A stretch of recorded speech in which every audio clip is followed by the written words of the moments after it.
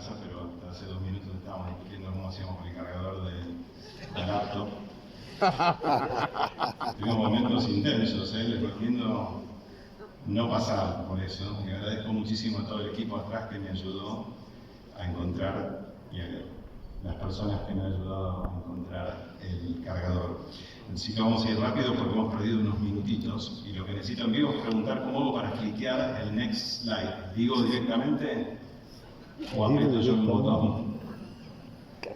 ¿Tengo yo algo? Gracias. ¿Cómo lo hago para la siguiente transparencia? ¿Digo next slide o aprieto un botón? No le pasaron aquí. Con este voy pasando. Como que en esas obras de teatro en donde al tipo lo tiran al escenario rápido. Este señor que estamos viendo en la pantalla supuestamente es Sócrates, es una representación al menos de Sócrates. ¿Y por qué estamos empezando en este contexto de innovación, nuevas ideas y mix de ideas en Cartagena, con los niveles de sofisticación de algunas conversaciones? Yo vengo de un panel sobre inteligencia artificial y ética en relación con la inteligencia artificial. Había aproximadamente 16 asistentes. Éramos casi los mismos en el panel que en el público, y me dio mucha pena porque el tema que se trataba no solo es un tema de fundamental importancia hoy, sino que es lo que va a diseñar, determinar y definir nuestras vidas de acá a 10 años. No 50, no 40, no 30, de acá a 10 años. En este momento, la inteligencia artificial, como todos sabemos, implica una influencia fundamental en el funcionamiento no solo de los electrónicos que tenemos encima todo el tiempo, sino además el funcionamiento del gobierno, el funcionamiento de la política y el funcionamiento de las ideas en el mundo. ¿Y por qué estoy trayendo a colación a este señor, a Sócrates? Y acá podemos ver un fresco muy interesante, donde conviven dos personajes importantes a la historia. Son Sócrates, aparentemente la representación de Sócrates, y Platón. Y la realidad es que cuando hablamos de innovación y de nuevas tecnologías y todas estas palabras que están tan de moda, a veces nos olvidamos lo que significaron en el pasado innovación, nuevas tecnologías y nuevas pautas de comportamiento. Y lo que significaron fue una incomodísima disrupción, como todos lo sabemos. En aquel entonces, en el entonces que está descrito en esta escena, había dos tecnologías fundamentales que estaban siendo puestas a consideración de los humanos, y sobre las que Sócrates en particular tenía una personal opinión fundamentalmente hostil. Él estaba en desacuerdo con dos tecnologías que estaban asomando a la democracia imperante entonces, que eran la escritura y la lectura. Y nosotros bien podemos discutir si la posición de Sócrates era la correcta, y lo cierto es que, paradójicamente, nosotros entendemos sobre Sócrates a partir no de sus escritos, sino de los escritos de otra persona fundamentalmente importante para tratar de entender a Sócrates, que fue Platón. Ahora, la moraleja de esta historia pareciera ser que aún los tipos más inteligentes han tenido problemas con la disrupción de la innovación. O lo podemos pensar de una manera más interesante y más inteligente, que tiene que ver con, quizás también Sócrates tenía razón, y quizás las dos posiciones son válidas.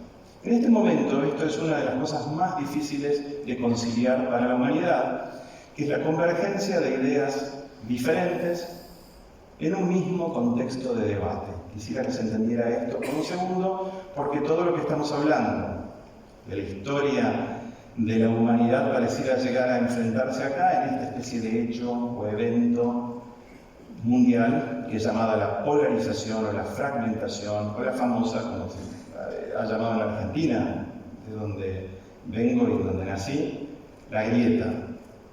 Pero esto está ocurriendo, y esto es muy, muy claro en todo el mundo. Y es muy difícil encontrar en el medio posibilidades de debate y encuentro. Y ahí es donde creo yo que hay una pauta interesante que Sócrates nos trae. ¿Por qué Sócrates estaba personalmente, aparentemente, porque no nos ha llegado otra cosa que comentarios indirectos acerca de él, en contra de la lectura y de la escritura? Fundamentalmente porque él decía que las ideas en el encuentro están vivas y están en posibilidad de dos cosas fundamentales: crisis y cambio. Y que solamente a partir de la agonía de una idea es que la idea puede demostrar su propia capacidad vital.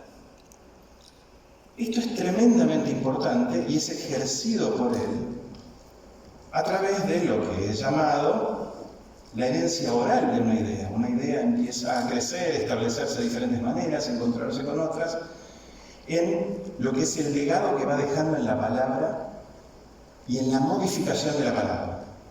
Yo creo que ustedes recuerdan Las Mil y Una Noches, y si bien, como ustedes bien saben, Las Mil y Una Noches son de autor anónimo, o sea, no se sabe exactamente quién lo escribió, pero sí se sabe que generación tras generación ha sufrido una infinita cantidad de maravillosos accidentes que le han llevado al libro impreso. Y el libro impreso lo que hace es una cosa bastante curiosa, porque Sócrates tenía un problema claramente, que es fosilizar la idea.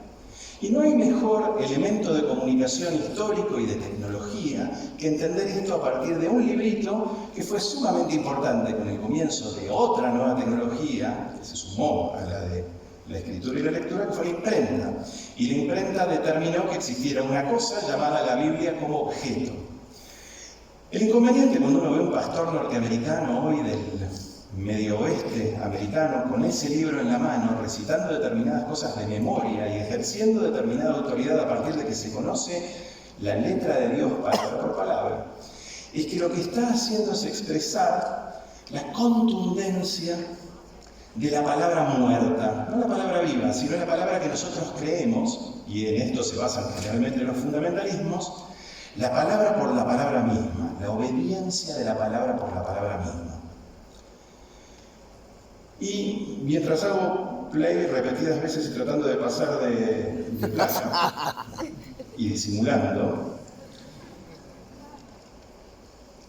el punto al que muchas veces no llegamos a partir de esta especie de consagración en las nuevas tecnologías, de que determinada cosa es definitivamente de una manera, es el futuro, es un éxito, y no le permitimos entrar en crisis. Esto es el fenómeno de la inteligencia artificial actualmente.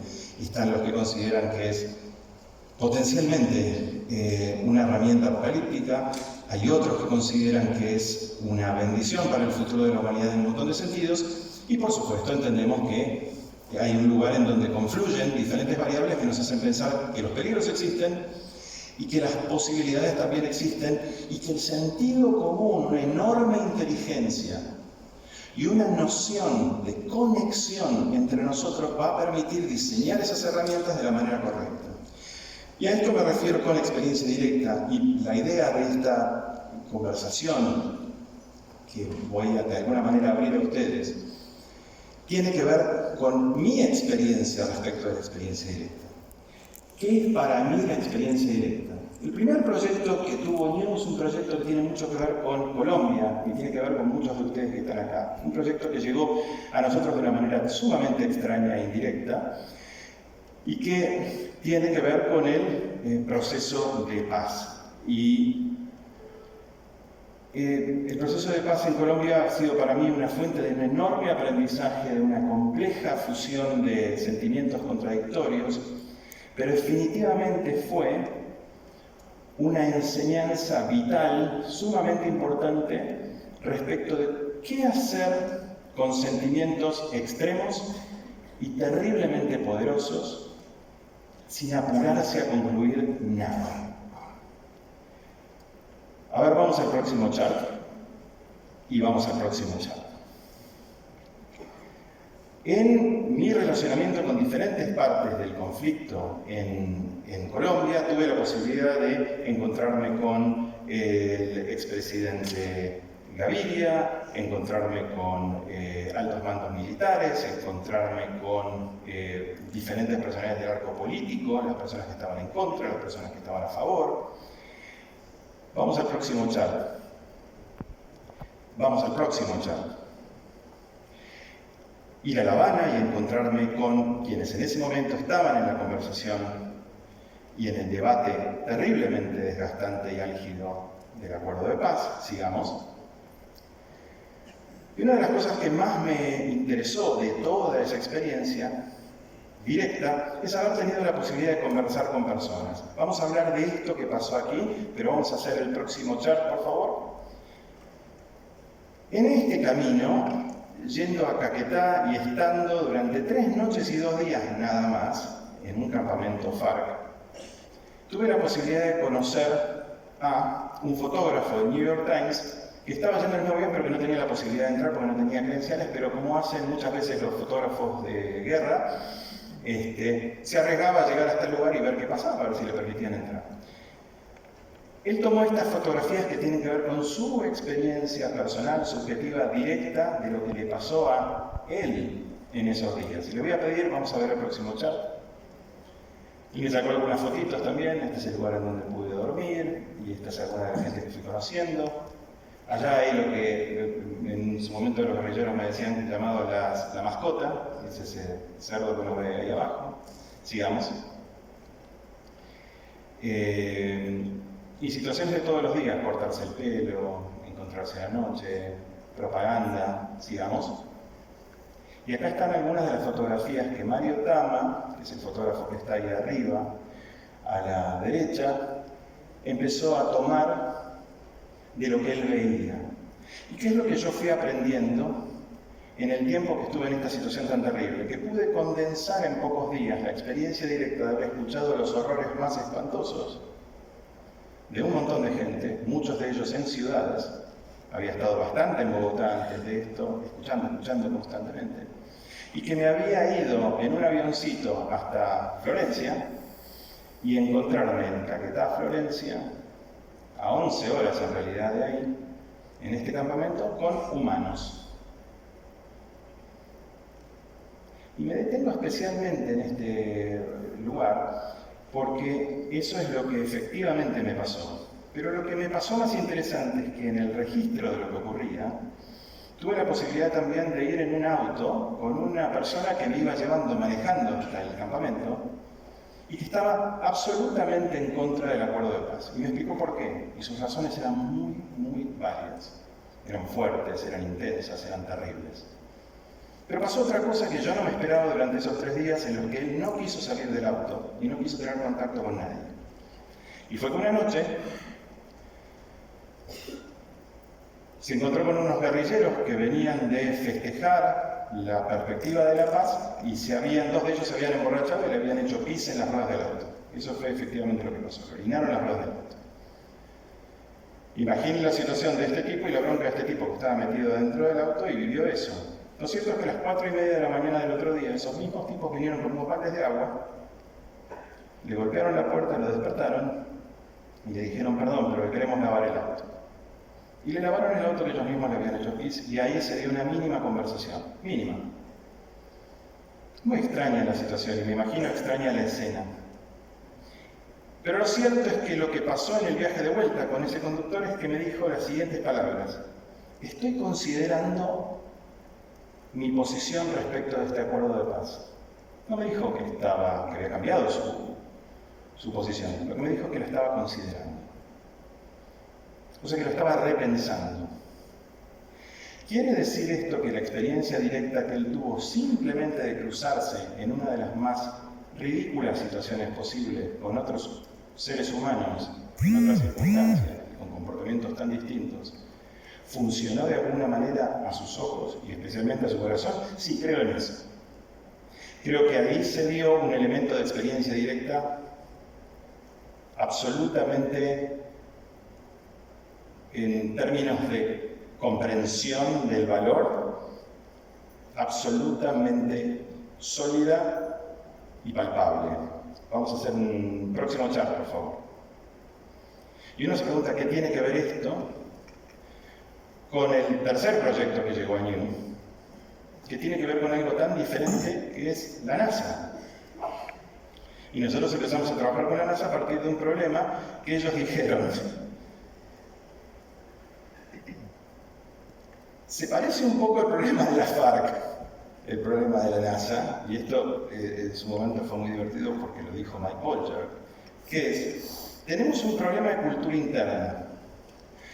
Y él dijo, con la irresponsabilidad del pensamiento de alguien que viene de otro mundo, que viene de la NASA, es, ¿cómo va a ser la organización o la agrupación de las FARC para comprenderse a sí misma en situación de paz y en situación de vida en ciudades? ¿Cómo van a hacer para entenderse a sí mismos culturalmente cuando el contexto en el que vivieron durante tantos años fue la hostilidad? ¿Cómo va a ser para que ellos se identifiquen? Cosa que me pareció que es una buena apreciación. Y algo parecido pasaba con la NASA respecto de la influencia enorme que habían tenido otros actores en la carrera espacial, que ustedes probablemente bien saben, que son Elon Musk, SpaceX, Virgin Galactic, Blue Origin, o sea, básicamente la penetración de Silicon Valley en el mundo de la carrera espacial. En su momento, Barack Obama le dijo a la NASA, ustedes concéntrense en Marte y en el espacio llamado espacio profundo y la exploración del espacio profundo. Y vamos a hacer que los privados se suban encima el gaste que significa el espacio próximo. Lo que Obama no sabía es algo que Rupert Murdoch, que en toda su habilidad de zorro observador de todo esto, dijo, y es que a Obama Silicon Valley se lo comió con patatas. ¿Qué quiere decir esto? Que a los 3 días que habían llegado a un acuerdo respecto de que NASA piensa en Marte, Silicon Valley o estos agentes privados piensan en el espacio cercano, Elon Musk sacó un tweet diciendo 5 o 6 años antes que la NASA tiene previsto llegar a Marte, vamos a llegar nosotros. Sin autorización de nadie, ni del gobierno, ni de la NASA, ni nada, y eso creó una competencia rarísima, muy disfuncional. Y una crisis de identidad fenomenal, vamos al próximo chart, respecto de qué estamos haciendo, cómo lo estamos haciendo, de qué manera y en qué contexto estamos haciendo lo que estamos haciendo. Y me permito hacer un paréntesis porque tiene que ver con esto, con Cartagena, el mismo lugar en donde obviamente se suscribió y se firmó el acuerdo de paz que resulta tan polémico para mucha gente, tan positivo para muchos otros, y que tiene una mirada tan interesante, y eso sí les quiero decir a quienes son colombianos por parte del mundo. Ustedes saben que el mundo, la parte progresista al menos del mundo, mira este acuerdo con una enorme admiración. Y es que ayer, estando en este evento y viendo el evento de Cartagena y el evento de creatividad e innovación y la fusión de diferentes actividades, me iba caminando hacia el hotel y le pregunté a un hombre que tenía un puestito que vendía sombreros, digo, ¿sabes qué es lo que está pasando? Dicen, ¿dónde? Ahí, en el centro, y señalé el centro de conversaciones. Y me dijo, no, qué sé yo. Y le dije que ve un evento de innovación y demás. Y me vino sin ganas de seguir hablando realmente.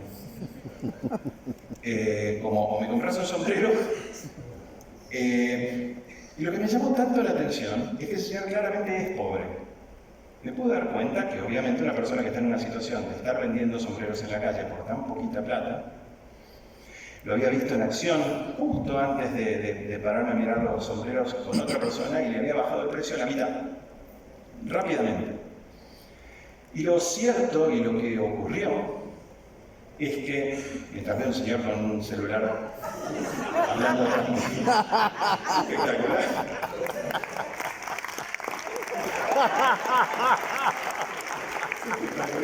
yo me quería hacer un tiro, no sé, tuve miedo.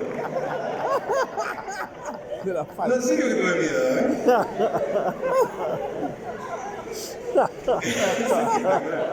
Mientras veo a ese señor que pasa, pero que llegó por algo acá, y lo que llegó es a decirnos a todos que quizás este lugar es una burbuja de experiencia no directa, sino experiencia derivada, que nos impide decirle a ese señor que vende sombreros que por favor venga acá, se pare o se siente y que nos cuente qué le pasa a él y qué le está pasando al mundo, en un mundo en donde es sabido, y esta es data de las Naciones Unidas, pero si quieren pueden ir al Pew Institute of Research y verlo, 1/3% de la población del mundo no tiene acceso a baño. 1/3 de la población del mundo no tiene acceso a baño. al baño, ¿sí? Próximo charla. ¿Y cómo se lleva entonces la situación de entender a la NASA y entender esto y entender estos extremos y entender a este señor con el teléfono y entender el que vendía sombreros y todo este lío? Es que confluyen, forman parte de la misma cosa y están en el mismo mundo, y nosotros tenemos la obligación de experimentar todas estas influencias y todo lo que nos pasa respecto de estas influencias. Les voy a contar una pequeña anécdota que tiene que ver con la experiencia directa, que es más útil que cualquier idea de Obama le dijo a Elon Musk y demás. Y es muy sencilla. Una empleada me lo contó, Karen Curry de NASA, y me dijo: el otro día estaba yendo caminando, me bajé del auto e iba hacia la oficina, y la comida de la NASA es muy mala. Subway, pizza, muy de mala calidad, hay mucha obesidad en la NASA también, mucha gente obesa. Es una organización del sur de los Estados Unidos con todo lo que eso implica en muchos sentidos. Y es una maravillosa organización al mismo tiempo. Pero lo cierto es que la comida es mala. Iba caminando y vi un carrito lindísimo con comida orgánica y vegetales y cosas. Y Karen se acerca al carrito y dice: wow, esto es nuevo, ¿no? Y digo: sí. Y dice: sí, lo sé. Se empezó a servir vegetales y esto y aquello, los puso en un plato, no de plástico, sino un plato de material, de loza, y le dijo: ¿cuánto es? Y dijo: no es nada. Y no entendió. Dice: ¿cómo que no es nada? No, me das tu batch de SpaceX y lo llevas. Dice: no, es que yo soy de NASA, no soy de SpaceX. Disculpame. Y le agarró el plato y se lo guardó. Y me dice: ahí me di cuenta que no estamos juntos. Y esto es normal y tiene que ver con los proyectos en donde no comprendemos que algunos puntos de conexión son imprescindibles y son necesarios. Quiero decir, en todo el mundo la fragmentación está ocurriendo y algo tenemos que hacer respecto de eso. Y de eso vamos a hablar un poquitito. Sí, próximo. Cuando uno piensa en la distancia que hay entre un proyecto que tiene que ver con eso y un proyecto que tiene que ver con lo otro, me pregunto qué tiene que ver todo eso con que nosotros hayamos desarrollado una marca de mate nueva, de yerba mate. Algunos de ustedes sabrán que la yerba mate es una infusión como el té, pero fea. En general, para aquel que no la ha probado, es de un gusto fuerte, desagradable y similar al tabaco, según algunos. Pero que con la costumbre empieza a convertirse en una cosa rarísima que se acerca a una pasión, ¿no? Uno lo toma en Argentina, en el Uruguay, en el sur de Brasil en particular y en Paraguay especialmente, y hay fanáticos. Y Greenpeace se acercó a nosotros hace 4 años, y bien habíamos empezado antes del primer proyecto que tenía que ver con el Acuerdo de Paz, con un proyecto que nunca salió, pero del que nosotros aprendimos mucho. Y pudimos hacer de alguna manera una polinización cruzada de entendimientos. Y el entendimiento de esto nos dijo lo siguiente: el mundo de la yerba, los yerbateros y los yerbales es extraordinariamente injusto. Es asimétrico, lo que gana un campesino en los campos de yerba es ínfimo, hay trabajo infantil, y además está la utilización de enorme cantidad de agroquímicos. De modo que es uno de los, lamentablemente, mercados más injustos. Uno entonces se aproximaría a decir: están los malos, que son los grandes conglomerados, y están los buenos. No es tan sencillo. No, los malos resulta que son enormes empresas que tienen una enorme demanda de yerba y que no tendrían otra manera de satisfacer esa demanda de yerba que con yerba que no es orgánica y que también tiene la injerencia de agroquímicos en su cultivo para poder ser eficaces en satisfacer esa demanda. Claro que eso lleva, por supuesto, a un cierto descontrol respecto de cuáles son las reglas que imperan en esa industria. Y las reglas que imperan en esa industria son poderosamente injustas. Quien sea que viva en Argentina probablemente vio, veamos el próximo chart. La yerba, a ver, próximo chart. Gracias. Que este es el primer boceto que nosotros tenemos, pero ahora sí la yerba empezó desde hace 2 meses a lanzarse en Argentina. Pero no se lanzó en Argentina como un producto orgánico. De hecho, hablamos con los abogados para ver hasta dónde podíamos ocultar que era orgánica.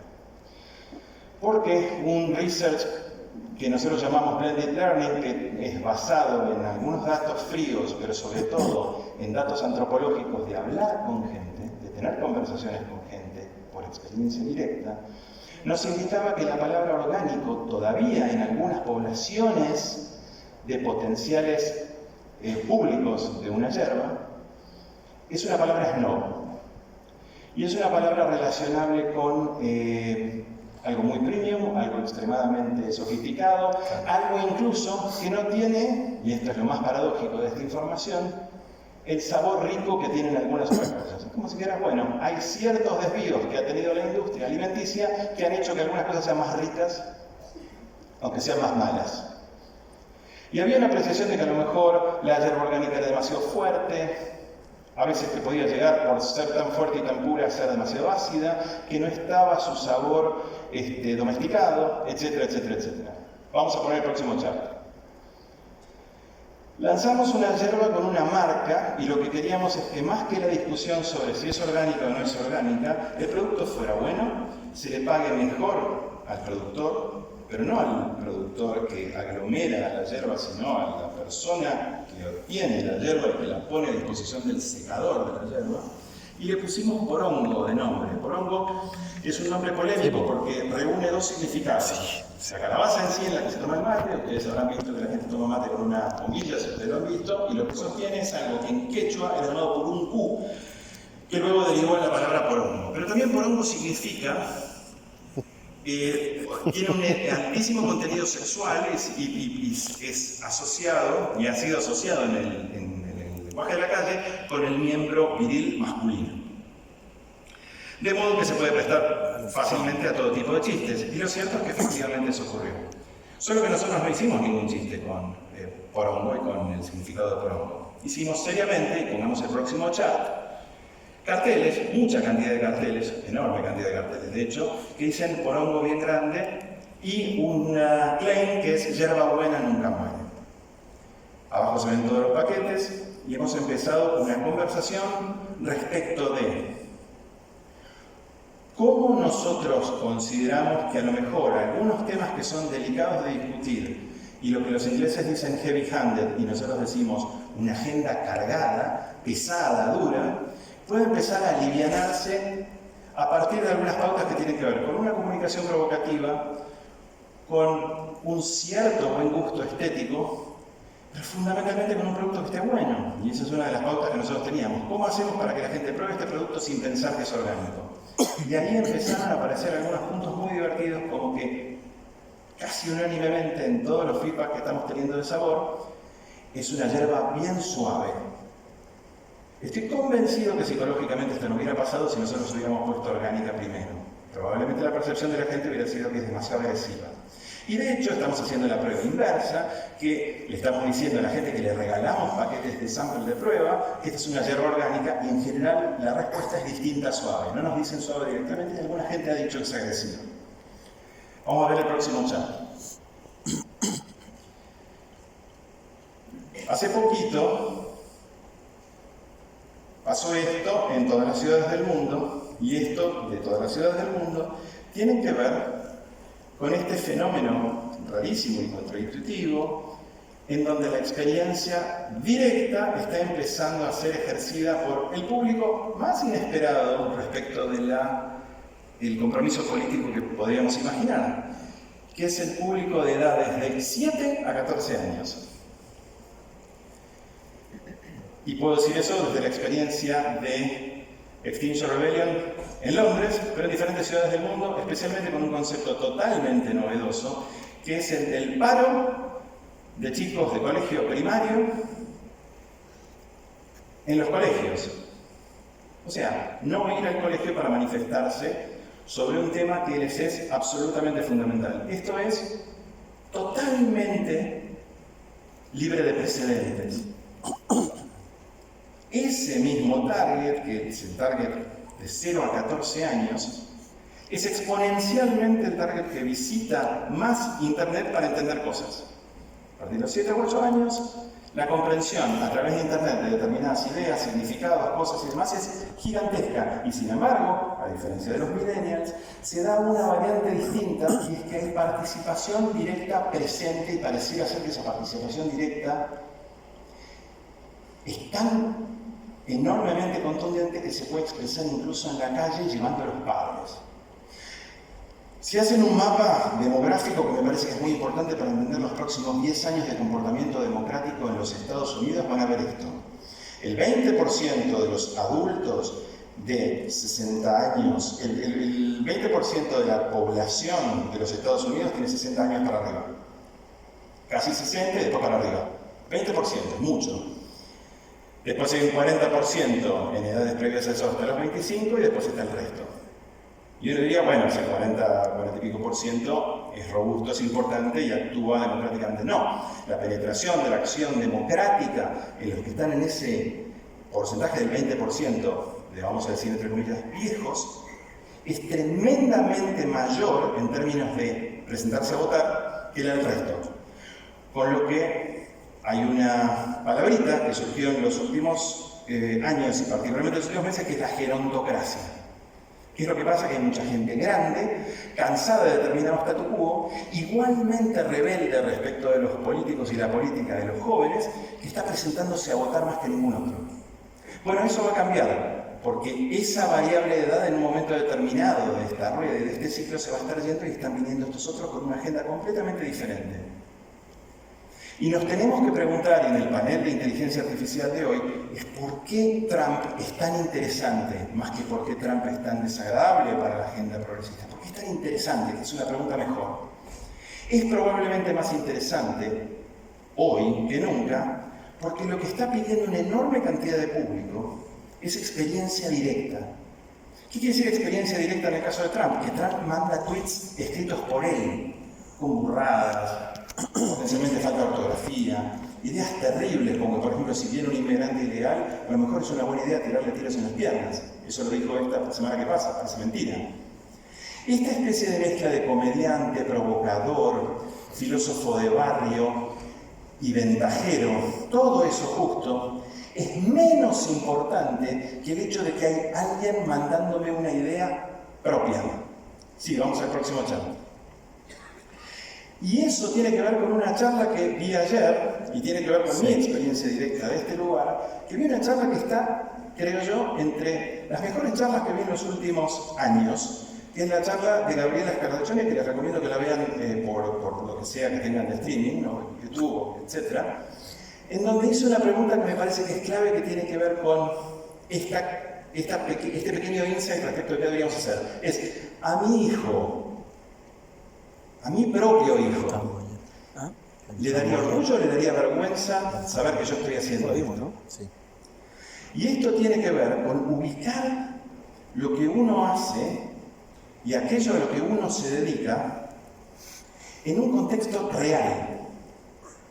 El gran problema que está pasando con los PR stunts de la publicidad actualmente, que ganan millones de leones en Cannes y todas estas historias, es que son mentira. La inmensa mayoría son mentiras, y son a veces mentiras ingeniosas, y son mentiras que si fueran verdad quizás serían útiles, lo cual lo hace peor, porque estás haciendo algo que bueno, que podría ser útil, y lo estás haciendo de mentira por ego. Ese circulito nefasto que está imperando en todo el aparato de la publicidad mundial, pero que se va por suerte a terminar, porque lo que refleja es muchas ganas de hacer cosas creativas buenas y poca posibilidad que nos las aprueben o se las aprueben a alguien, toda esa pavada. Lo cierto es que nos están devolviendo la pelota respecto de, bueno, ahora en serio, ¿verdad? Ahora habría que hacerlo. Y es ahí que propongo, sí, próximo chat,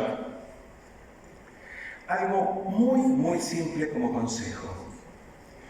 Y es lo único que vine a decir a este escenario, agradeciéndoles a ustedes que me hayan dado un poquito de bolilla, y es, si quieren que algo pase y mejore con nuestra democracia, mejore con el estado de cosas, mejore con la economía, más que mandar un globito al aire en la tentadorísima red de posibilidades que nos da Internet, y que no la vamos a tener que descartar porque la tenemos, es hagamos una sola cosa un poquito más. Salgamos a la calle y hablemos con alguien.